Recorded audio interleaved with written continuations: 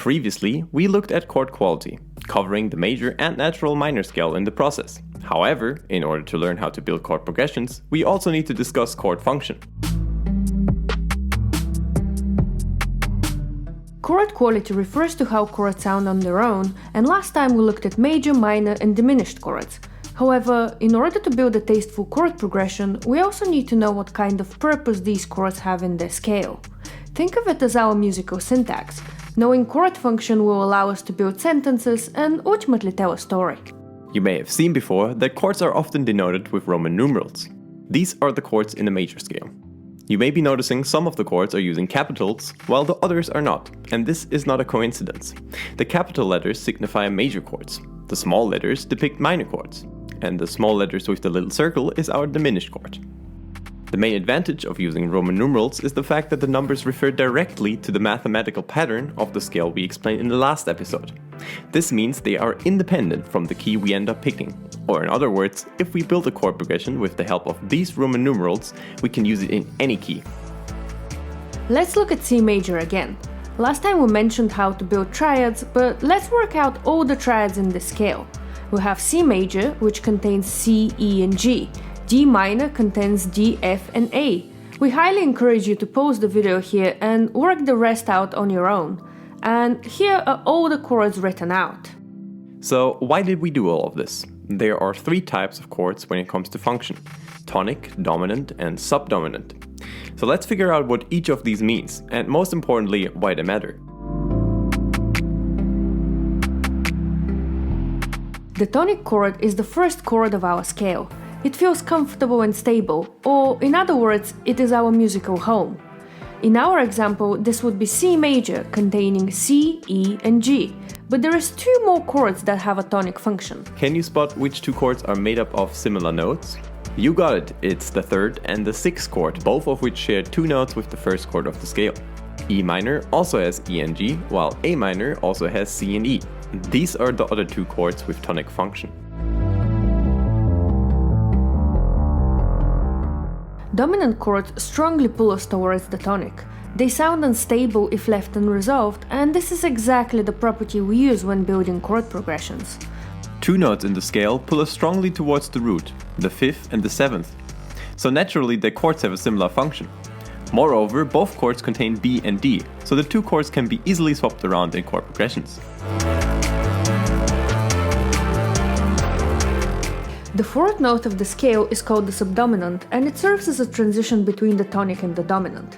The second chord also has subdominant function, and it contains F and A as well, which makes transition between the two subdominant chords smooth.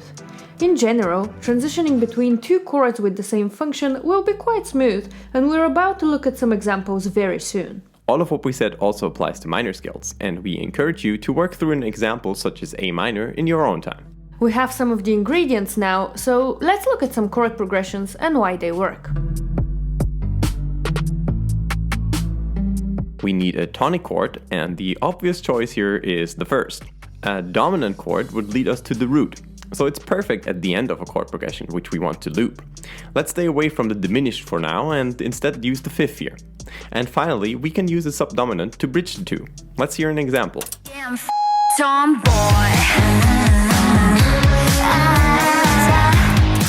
However, we could pick the second instead of the fourth.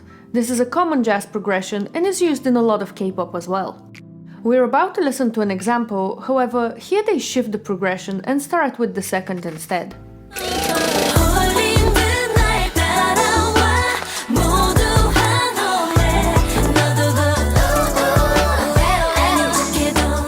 This sequence of chords is also often used as a transition rather than a full chord progression. Take a listen to this.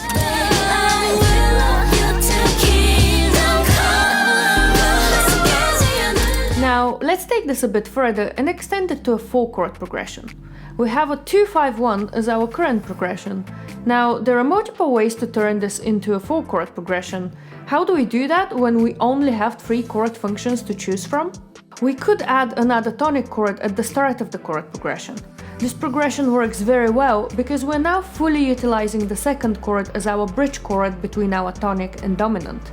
It also loops very well as the one flows nicely into the 6th chord, again since both chords share 2 notes. Here are 2 examples.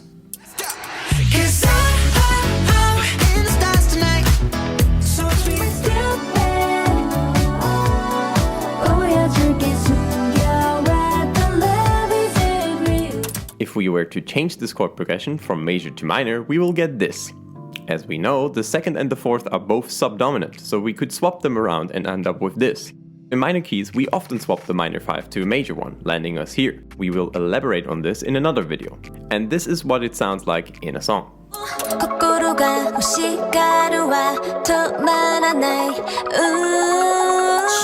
As we did with the 2-5-1 earlier, we could once again shift the chord progression around. Take a listen to a song which uses this progression.